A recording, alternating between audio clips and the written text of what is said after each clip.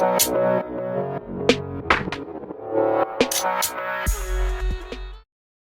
we're going to talk about the importance of support and resistance levels. It basically comes down to where to buy and where to sell a stock, using a basic fundamental analysis called technical analysis. Today in this video, I'm going to get you a little bit more comfortable with resistance and supports, which means buying low and selling high. You probably heard that before, but it comes down to this technical analysis, support and resistance. It's very basic, and you need to understand this before you get into the harder criteria. So come on over here and I'll show you what I'm talking about.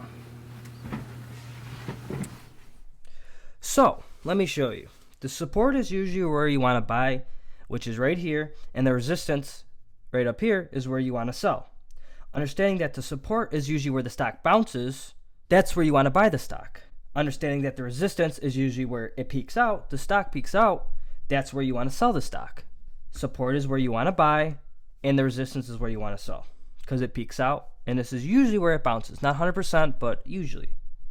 Let's pretend that none of this over here happened. Only it bounced here at 50. Let's pretend that's $50, and let's pretend that's $100. So let's pretend that none of this happened over here, and it just had this bounce at 50 and this peak at 100. As it's depreciating in value and falling, where is it most likely going to bounce? Well, understanding that it previously bounced at 50, and history tends to repeat itself, we would most likely expect another bounce at 50. In which it happened. It's not always going to be as perfect, but based on previous trends in the psychological floor, it is most likely going to bounce at its previously support. It's not always going to be 100%, but that's usually what happens, all right? So this is the basic technical analysis to indicate where to buy and where to sell.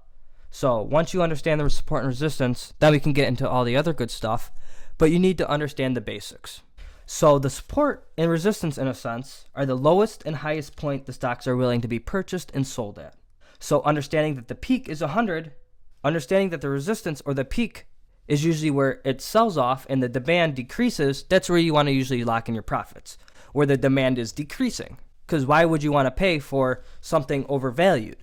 You want to wait until you have a better opportunity to buy into the stock. It's not always a perfect time. You don't always want to buy right away. It's good to draw trend lines and alerts, which we'll get into in later videos, to know when to buy and purchase a stock. That will keep you on your toes and will keep you alerted when the opportunity is there. So the bottom, the support, in other words, are usually where you want to purchase the stock, or when it gets close to or near the support. So understanding that the support is where you want to buy the stock, that's when demand increases.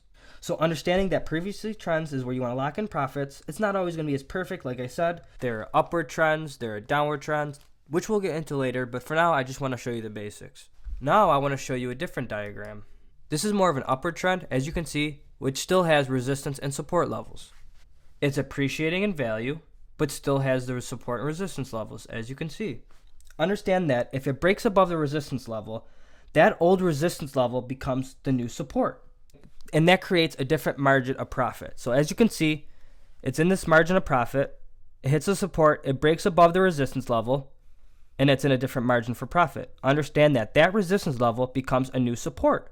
And now they have a new resistance level. And now it's working in that margin. So you have to identify resistance and supports and understand the basics. What led to my success was having a very good understanding of support and resistance levels. So now let's get into the real world example. CIEN, as you can see, this is an upward trend. See, as you can see, it's appreciating in value, but still has the support and resistance levels, as I was saying. It's appreciating in value and setting new supports and new resistance levels.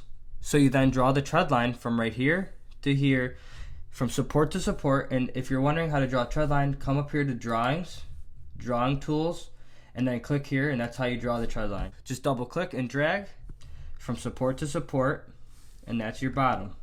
And then you draw the resistance trend line. It's kind of parallel, so just draw a trend line from here all the way to there.